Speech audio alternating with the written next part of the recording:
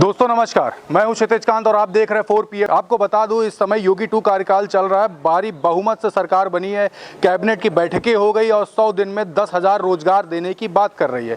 लेकिन जब मैं फील्ड पे जाता हूं कहीं ना कहीं बेरोजगारी और बढ़ती महंगाई को लेकर के तमाम लोग मुझसे बात करते हैं। इसी चलते आज मैं यहाँ पर राजधानी लखनऊ के लखनऊ विश्वविद्यालय में आया हुआ हूँ और टैगोर लाइब्रेरी के बाहर जो तमाम छात्र हैं इनसे मैं बात करूँगा इसी बेरोजगारी के चलते।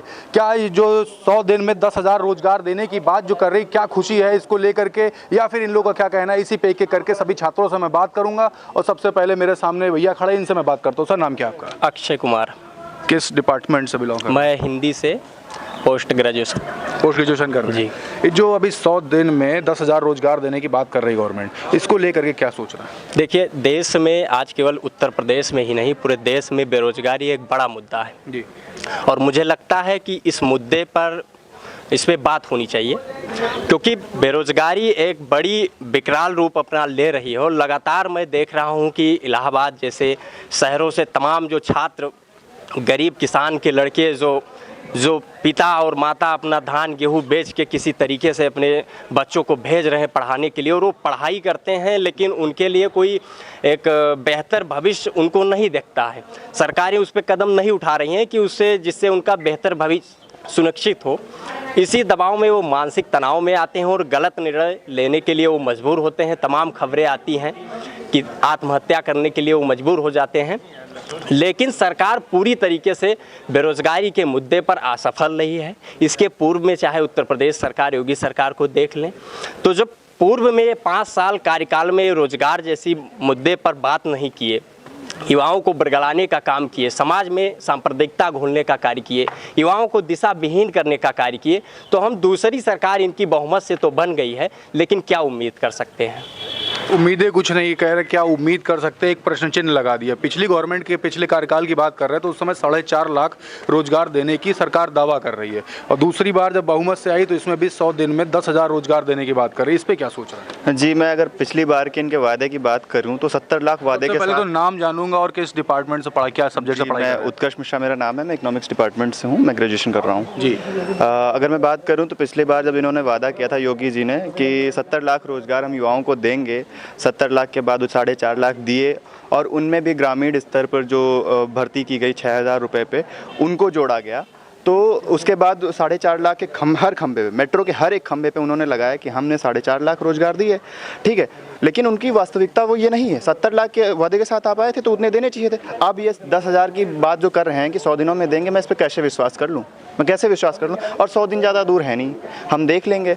हमारे एक बेहतरीन नेता थे JP नारायण जी, उन्होंने कहा था if young generation is unemployment in a free country then the freedom is worth while. उस स्वतंत्रता के कोई मायने नहीं अगर यंग जनरेशन या अगर युवा वर्ग जो है वो बेरोजगार है, तो उस स्वतंत्रता के कोई मायने नहीं। और हम देखेंगे कि ये देते हैं कि नहीं देते हैं। तो ये भी जानूंगा नौकरी ना मिलने से किस तरीके की नाराज़गी हो रही है? देखिए, अभी ये है कि ग्रेजुएशन करने के बाद, पोस्ट ग्रेजुएशन करने के बाद बहुत सारे बच्चे घूम रहे हैं, उन्हें रोज़गार है ही नहीं, वो कहाँ से फॉर्म भरें?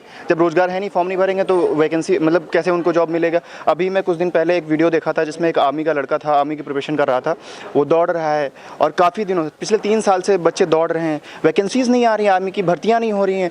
इवन हर एक फील्ड में आप कहीं भी जाएँ, चाहे आर्मी हो चाहे वो सिविल सेक्टर की जॉब्स हों, जॉब्स निकल नहीं रही हैं। जब जॉब्स मिलेंगे नहीं तो नाराज़गी तो होगी ही, और वो नाराज़गी युवाओं में जायज़ है। वो नाराज़गी सामने आ नहीं पा रही क्योंकि एक नेतृत्व विहीन है। अभी आज का युवा जो है वो नेतृत्व विहीन हो चुका है। कोई छात्र नेता नहीं है, कोई स्टूडेंट लीडर नहीं है जो उनको लीड कर सके इस मुद्दे पे। तो कहीं ना कहीं ये युवाओं में भी एक गलती है कि वो अपने एक नेता पैदा करें अपने बीच के, जो उनकी बात रख सके। एक बीच का नेता पैदा करने की बात कर रहे हैं, और साथ साथ आपसे ये भी बात करूंगा, ये जो रोजगार है इस मुद्दे पे आपका क्या कहना है? और पहले नाम और किस सब्जेक्ट से पढ़ाई कर रहे हैं? जी, मेरा नाम विशाल सिंह है और मैं इकोनॉमिक्स ऑनर्स फाइनल ईयर का छात्र हूँ। जी। तो जैसा कि आप बात कर रहे हैं रोज़गार मुद्दे, हम इससे पहले अगर बात करें, जो एक बेस होता है जी। एक रिसोर्स होता है, उसको किस तरीके से सरकार जनरेट कर पा रही है या नहीं कर पा रही है। हमने जैसा पिछला 5 साल का इनका टेन्योर देखा, उस हिसाब से उत्तर प्रदेश में एकदम उत्तम बेरोज़गारी रही। पूरे भारत स्तर में लगातार RRB NTPC की वैकेंसी देख लीजिए, चाहे आप शिक्षक घोटाला देख लीजिए, तमाम घोटाले और तमाम वैकेंसीज़ में हमेशा डेफिसिट रहा ही है। फुलफिल कभी नहीं हुई है वो वैकेंसी। और सबसे बात अगर की जाए स्टेट वैकेंसीज़ की, स्टेट वैकेंसी से छात्र इसीलिए हट के सेंट्रल में अप्लाई कर रहे हैं क्योंकि स्टेट वैकेंसीज उस हिसाब से निकल नहीं पा रही हैं या सरकार उसको निकाल भी रही है तो उसमें भी घोटाले नज़र आ जा रहे हैं। शिक्षक भर्ती इसका सबसे बड़ा घोटाला है जिसमें ओबीसी का आरक्षण कम किया गया है। आप चाहे जेई का मेंस का एग्ज़ाम देख लीजिए, तमाम आपको ऐसे आंकड़े मिल जाएंगे जिसमें ये सब चीज़ें देखी जा रही हैं। तो अगर हम बात करें रिसोर्सेज की, तो रिसोर्सेज में देखा जाए तो रिसोर्सेज इन सरकार ने पिछले जब 5 साल में थी, रिसोर्सेज वहीं से इन्होंने बहुत कम कर दिए हैं।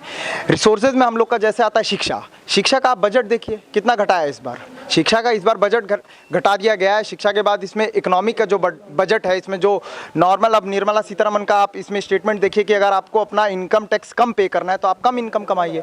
तो आप अगर एक तरफ बात करते हैं इनकम टैक्स की, तो हम एक तरफ बात करेंगे अमीरी और गरीबी की। अमीर अमीर बनाते जाइए, मतलब गरीब गरीब करते जाइए। भाई इनकम टैक्स अगर मैं 5,000 कमाता हूँ तो 5,000 से और कम कमाऊँ बस मेरे को इसलिए कि इनकम टैक्स में कम पे करूँगा। आप उसके लिए कोई अलोकेशन या कोई अलग से पॉलिसी नहीं निकाल सकती हैं। किस तरह की आप इकोनॉमिस्ट है, किस तरह की फाइनेंस पूछूंगा, आप इकोनॉमिक्स के स्टूडेंट हैं तो इकोनॉमिकल पॉइंट ऑफ व्यू से जो रोजगार जो कम हुए हैं, जो रोजगार का सृजन जो कम हो रहा है, इसको लेकर के इकोनॉमिकल पॉइंट ऑफ व्यू से किस तरीके से गवर्नमेंट को हानि पहुंचने वाली है, लाभ पहुंचने वाला है, इस पर बताएं। देखिए, इसमें तो नो डाउट है कि अगर आप अनएम्प्लॉयमेंट जो है उसको एम्प्लॉयमेंट में जनरेट नहीं करेंगे तो आपको उसका नुकसान होगा, भारी नुकसान होगा। क्या होगा, आप जितना भी प्रोडक्टिविटी कर लीजिए, आपको प्रोडक्शन के लिए कहीं ना कहीं अच्छे फुलफिल वर्कर्स चाहिए होते हैं। वर्कर्स इट मीन्स आपका यूथ को स्किल्ड अनस्किल्ड में डिवाइड कर लीजिए। आप उस हिसाब से आप उसका वर्क अलोकेशन कीजिए, वैकेंसीज निकालिए, group D, group A, group B, सब उस हिसाब से वैकेंसीज निकालिए ताकि उसमें वो जाके अपना पोटेंशियल सिद्ध कर पाए। असल में यही चीज़ देखी जा रही है ना, और इसीलिए तो हम लोग की इकोनॉमी भी इसीलिए ध्वस्त हुई जा रही है। देखा जाए तो ये एक हम लोग विशेष सर्कल में चल रहे हैं कि हम लोग का एम्प्लॉयमेंट मिल नहीं रहा। यूथ BA MA PhD करके पकौड़े तल रहा है। पकौड़े तलने से मान लीजिए एक दफ़ा मान ले कि माइक्रो लेवल पे उसकी खुद की इनकम जनरेट हो भी जाए तो आप उसको मैक्रो लेवल पे क्या जनरेट करेंगे। आप अगर बात करते पूरे भारत के अर्थव्यवस्था की तो भारत की अर्थव्यवस्था मैक्रो लेवल पे है। हम माइक्रो लेवल की बात करें तो उसमें हम पर कैपिटा इनकम अकेले का इंक्लूड करें तो ज़रूरी थोड़ी है कि हर PhD होल्डर पकौड़ा ही तले की पर कैपिटा उसका इंक्लूड करते रहे हम GDP में। तो ये सब चीज़ें जो हैं सरकार को समझना चाहिए। इनके पास असल में देखिए बात ये कि अनएम्प्लॉयमेंट तो है, ये जो पॉलिसीज़ भी बनाते हैं उसका भी इम्प्लीमेंटेशन ये ग्राउंड रियलिटी और उस पर नहीं देखते हैं। मतलब कोई भी पॉलिसी बनाने से पहले उसका एक ग्राउंड फैक्ट चेक करना होता है कि पॉलिसीज़ ग्राउंड पे काम कर रही है कि नहीं कर रही है। 10 लोगों से बैठ के बात करना होता है। इनकी तमाम पॉलिसीज़ तो ऐसे ही फेल्ड हो जा रही है। कोई एक ऐसी पॉलिसी जो आपको ग्राउंड में जिस तरीके से आपने बात की वो दिख रही हो फ्लक्चुएट करते हुए? देखिए, जैसे फिस्कल पॉलिसीज़ में इनके क्वांटिटिव क्वालिटेटिव मेजर्स हैं। अब क्वांटिटिव क्वालिटेटिव मेजर्स में जैसे अभी कंट्री का दौर चल रहा है इन्फ्लेशन की तरफ, गैलोपिंग इन्फ्लेशन की तरफ हम लोग बढ़ रहे हैं। मतलब महंगाई बढ़ते जा रही है, 5 से 10% हो गया है, पेट्रोल डीजल हर चीज़ बढ़ रहा है। तो इन्फ्लेशन के दौर में हम लोगों को जो मनी सप्लाई हम लोगों को बढ़ाना चाहिए। बढ़ाना इसलिए चाहिए ताकि प्रोडक्टिविटी जो हाथ में इनकम आए उससे थोड़ी परचेजिंग पावर बढ़े, लोग सामान लेंगे। अगर उस हिसाब से डिमांड इक्विशिएट होगा तो जो बैलेंसिंग होगा इन्फ्लेशन वो बैलेंस हो जाएगा। डिमांड अगर हाथ में पैसा आएगा तो आप सामान जाहिर सी बात है खरीदेंगे तो आपके साथ अन्य मार्केट भी उस हिसाब से चलेगा। तो डिमांड जब इक्विशिएट होगी तो हम लोगों की जो मनी सप्लाई है, जो क्वांटिटी है मनी सप्लाई का, उसको थोड़ा बढ़ाना चाहिए। और इसमें फिस्कल पॉलिसीज़ और मॉनेटरी पॉलिसीज़ पे इनको अच्छे से वर्क करना चाहिए। और मुझे नहीं लग रहा कि इन्होंने फिस्कल या मॉनेटरी पॉलिसीज़ या क्वांटिटिव क्वालिटेटिव मेजर उठाया भी है, क्योंकि इसी वजह से आज हम लोग इन्फ्लेशन झेल रहे हैं। पेट्रोल डीजल का प्राइस क्यों नहीं कम हो पा रहा है? कोई मेजर्स ही नहीं है, उस पर कोई चेक नहीं है, कोई फिस्कल चेक नहीं है। अब मैं इनके किसी भी नेता से पूछ लीजिए फिस्कल चेक अगर इकोनॉमिक्स डिपार्टमेंट में वो बता दे तो मैं मान जाऊँ। कोई चेक नहीं। बड़े प्रश्न आप उठा रहे हैं। आपसे ही बात करूंगा, जो 100 दिन में 10,000 रोजगार देने की बात कर रही है गवर्नमेंट, ठीक है, इसको लेकर के क्या सोच रहे हैं? होली में तो एक गैस सिलेंडर भी दे रहे थे शायद से, आपको याद होगा, वो क्या फुलफिलमेंट हुआ? तो 100 दिन ये भी कुछ दूर नहीं है, ये भी हो जाएगा। जैसे 5 साल युवा झेले हैं, ये भी देख लेंगे, 100 दिन कहीं दूर नहीं है। इन्होंने 70 लाख की बात की थी स्टेट में जब इन्होंने सरकार बनाई थी, उसका क्या हुआ? 70 में से 4.5 लाख पे इन्होंने ला के ख़त्म कर दिया। उस पर भी इधर उधर की जॉब्स इन्होंने जोड़ी। मनरेगा की जॉब्स इन्होंने दिखाई, उसमें 2 करोड़ की मोदी जी ने बात की थी, उसमें RBB और NTPC के एग्ज़ाम्स आपने देखी लिए किस हिसाब से छात्रों ने लाठी खाए, डंडे खाए। तो ये सारी चीज़ें सब प्रत्यक्ष रूप से छात्रों के सामने है। प्रत्यक्ष रूप से ये सारी चीज़ें छात्रों के सामने है, कोई यहाँ मूर्ख नहीं बैठा है। अब मैं देख रहा हूँ कि अब आप रोजगार तो दूर मांगेंगे, पहले तो आपसे अब शिक्षा छीनी जा रही है। शिक्षा को जिस हिसाब से महंगा किया जा रहा है, कोरोना काल में 2 साल में इन्होंने शिक्षा पूरी तरीके से बंद रखा, लेकिन फीस तब भी पेरेंट्स भरते रहे, जिनकी फीस अभी भी नहीं भरी है। आप अगर जो ग्राउंड पे चले जाए बच्चों के माँ बाप से पूछें तो उनका रिजल्ट इसलिए रुका हुआ है क्योंकि उनके पेरेंट्स एबल नहीं है फीस पे करने में, और ना तो स्कूल दे रहे हैं। इस पर इन्होंने कोई नीति नहीं लाई। आज के समय की बात करें, महंगाई की बात करें, तो ये रशिया यूक्रेन वॉर का हवाला देते हैं।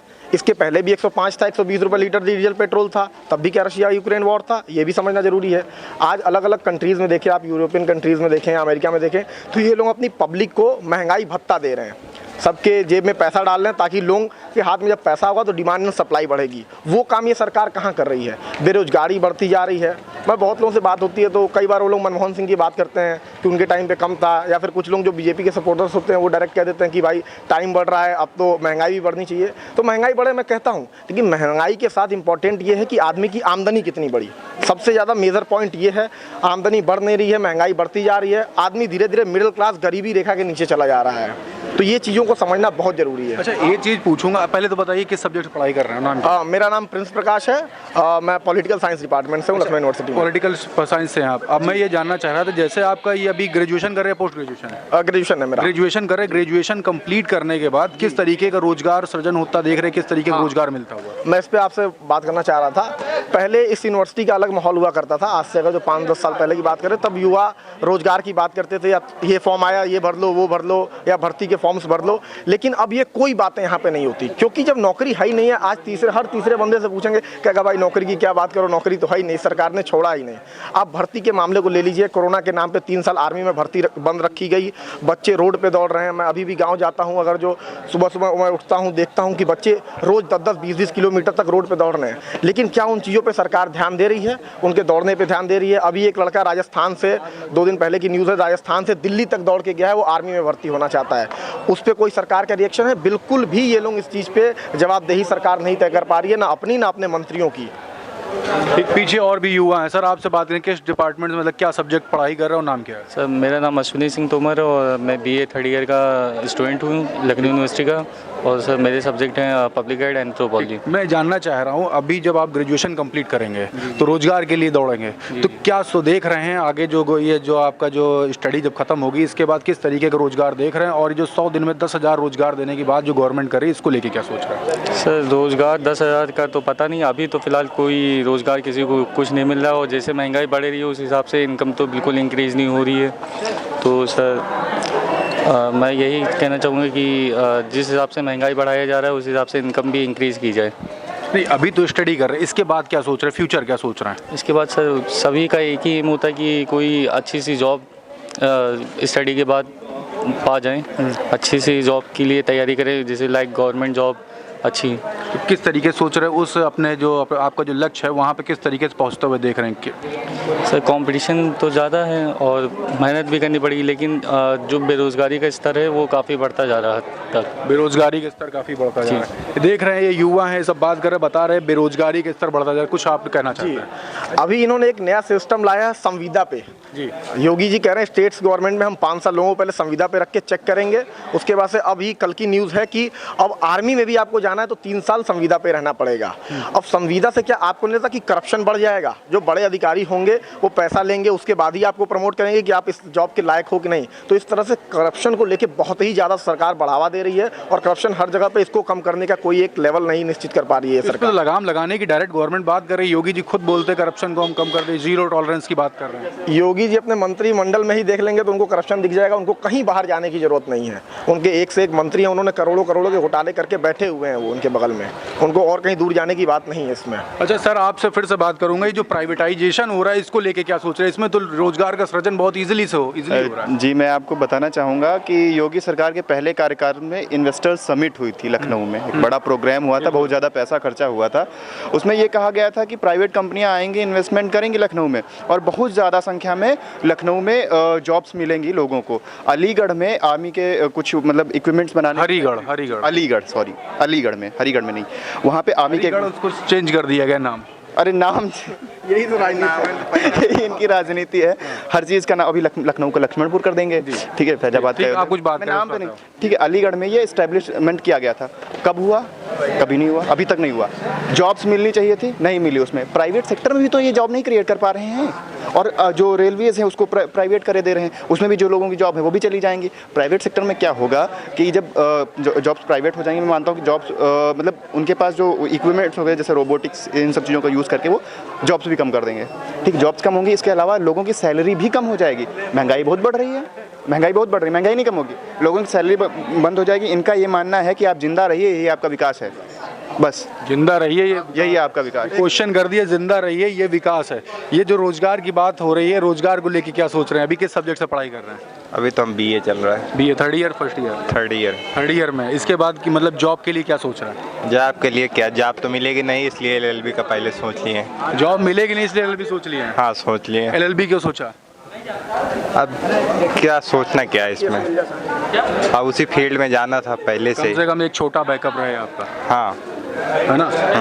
ये देख रहे हैं, मैं यहाँ पे युवाओं से बात कर रहा हूँ, सब अपनी अपनी राय हमारे बीच में रख रहे हैं। एक भैया और खड़े हुए हैं। सर, किस डिपार्टमेंट से, क्या सब्जेक्ट से पढ़ाई कर रहे हैं? हमारा फिलोसफी और एंशिएंट इंडियन हिस्ट्री है। नाम क्या है? Akshay Pratap Singh, BA third year. आपने हिस्ट्री की बात कर ली, पुराने काल पे चलते हैं और अभी आते हैं। अब अगर हम बात करें मनमोहन गवर्नमेंट की और मोदी गवर्नमेंट की, दोनों गवर्नमेंट के बाद दोनों की स्टडी अच्छी करी होगी, तो दोनों को अगर हम कंपेयर करें तो सबसे ज़्यादा रोजगार का सृजन की अगर बात कर रहे हैं तो किस में हो रहा था? अगर रोजगार की बात की जाए, रोजगार की अगर मेजॉरिटी की बात की जाए तो मोदी सरकार में मेजॉरिटी दिखेगी। लेकिन अगर इकोनॉमी की बात की जाएगी तो इकोनॉमी जो बेहतर मनमोहन सरकार में थी वो हमें जो है मोदी सरकार में नहीं दिखती है। लेकिन रोजगार की संख्या की अगर बात करेंगे तो मोदी सरकार में बेशक वो दिखती है संख्या की, क्योंकि आज से लगभग 30 साल पहले की बात थी, तब रोजगार की उतनी ज़्यादा ज़रूरत भी नहीं थी, उतनी पॉपुलेशन भी इंडिया की नहीं थी। आज दोनों बढ़ गई हैं और दोनों की आवश्यकता है।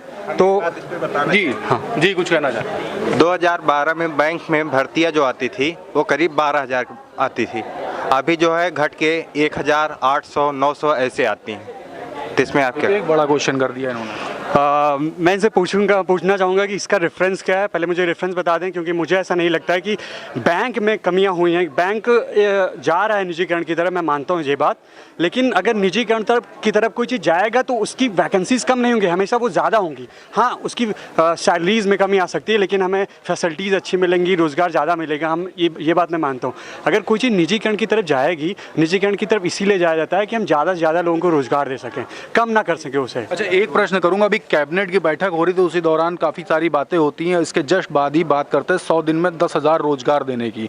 तो क्या लग रहा है, ये रोजगार देने में सफल रहेगी या नहीं? मुझे बिल्कुल नहीं लगता, बिल्कुल नहीं सफल रहेगी। ऐसे बहुत सारे वादे मोदी सरकार कर चुकी, योगी सरकार भी कर चुकी, लेकिन ऐसे वादों पे वो सिर्फ वो किताबी पन्नों पे ही रह जाते हैं वो सारे वादे। ये वादे ज़मीनी स्तर पे दिखाई नहीं पड़ते। 100 दिन में या 200 दिन में कहते हैं कि हम रोज़गार 100 लोगों को देंगे, 200 लोगों को। ये बात बेवकूफ़ियाना है, इस पर कोई बहस नहीं होनी चाहिए, बेबुनियाद है बिल्कुल। अच्छा, इससे पहले भी अभी आपने कह दिया कागजों पे ही रहती है, लेकिन 4.5 लाख रोजगार देने की बात करती है गवर्नमेंट योगी 1 कार्यकाल में। योगी गवर्नमेंट ने तो 60 लाख रोजगार देने की बात की थी, लेकिन वो तो 5 लाख का भी आंकड़ा नहीं छुपाई। अब क्या करें बताइए? उसने तो 60 लाख की बात की थी। हाँ, उसने 4.5 लाख जो रोजगार दिए उसका भी वो आंकड़ा ठीक से प्रस्तुत नहीं कर पाती है। तो गवर्नमेंट अगर ये कह रही है कि इतने दिनों के अंदर हम इतने लोगों को रोजगार देंगे, तो वो सिर्फ भ्रमित कर रही है लोगों को बस। तो क्या रोजगार न मिलने से जो युवा हैं वो खासा नाराज हैं? बिल्कुल नाराज है, बिल्कुल नाराज है। युवाओं की सबसे ज़्यादा ज़रूरत है रोजगार, उनकी सबसे ज़्यादा ज़रूरत है शिक्षा, रोजगार और स्वास्थ्य। यही 3 चीज़ मुद्दे होते हैं युवाओं के लिए, और यही अगर उनको नहीं मिल पाएंगे तो बिल्कुल नाराज होगा। हाँ, अब बात रही कि कैसे, अब आप फिर से कहेंगे कि योगी सरकार क्यों बन गई, तो उसके भी अलग अलग तरीके हैं। तमाम इंडिकेटर्स उस पर नहीं, भी सिर्फ रोजगार में बात करेंगे। दिन भर में आप लगभग कितने छात्रों से आपकी मुलाकात होती होगी? लगभग 50 से 60 लोगों की, अगर विश्वविद्यालय में तो और उससे भी ज़्यादा संख्या बढ़ जाती है। 60 से ऊपर, लगभग एवरेज मान लेते हैं 50 लोगों से मुलाकात डेली हो जाती होगी। अगर मैं बात करूं 50 लोगों से जब मुलाकात होती है रोजगार को लेकर के, अगर मैक्सिमम मैं बात करूं, अगर कंक्लूड करूं, तो सबसे ज़्यादा क्या बात होती है? रोजगार लोगों को नहीं मिल रहा है, इस बात पे ज़्यादा बहस होती है। पूरे यूनिवर्सिटी में इस बात पे रोज़ बहस होती है कि योगी सरकार या केंद्र सरकार जो है रोज़गार देने में सफल नहीं हो पाई है, बस। अच्छा, 50 लोगों से आपकी बात होती है, तो उसमें भी ये भी बात करूंगा 5 साल का जो कार्यकाल है, इसके बाद उन 50 में से कितने छात्रों को आप कहाँ पे देखते हैं रोजगार की स्थिति में? अभी तो मेरे समझ से जहाँ 3 साल मैंने यूनिवर्सिटी में बिताए हैं, और उसके बाद सिर्फ गिने चुने ही लोग हैं जो अच्छी पोस्टों पे बैठे हुए हैं, उनकी संख्या बहुत ही कम है।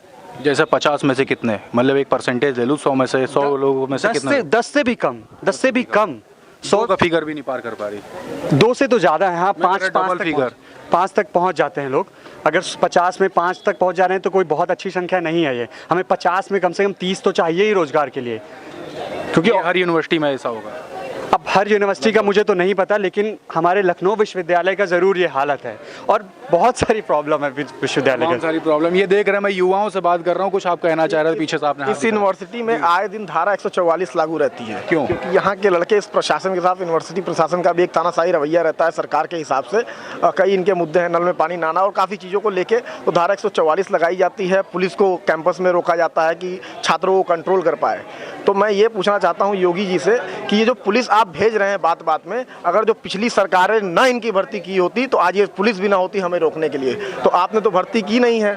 और आप अगर जो देखेंगे, तो मैं लखनऊ की बात करूं तो आप लखनऊ में अगर जो अखिलेश और मायावती का कार्यकाल हटा दिए तो लखनऊ आपको देखने लायक नहीं बचेगा। मेट्रो जहां से शुरू हुआ था, जहां पे खत्म हुआ था, 5 साल में वहीं है। योगी जी ने कुछ सिर्फ उन्होंने एक काम किया था बढ़िया से कि उन्होंने जो काम पिछली सरकारों ने किए थे उसके फीते उन्होंने ही काटे और सब में उद्घाटन में वही बैठे हैं। वो एक काम योगी जी को बहुत बढ़िया करना आता है, उसमें मैं जरूर तारीफ करूंगा। ये तमाम क्वेश्चन मार्क्स आपने उठा दिए। युवाओं से मैं बात कर रहा, रोजगार के मुद्दे पर मैंने बात की। तमाम लोगों ने अपनी बात यहाँ पे मेरे बीच में रखी। आप सभी देख रहे हो, जितने युवा देख रहे हैं उनसे मेरा एक गुजारिश है, कमेंट बॉक्स में लिख करके बताएं। जो मेरा क्वेश्चन था आप सभी से भी है, कमेंट बॉक्स में लिखें।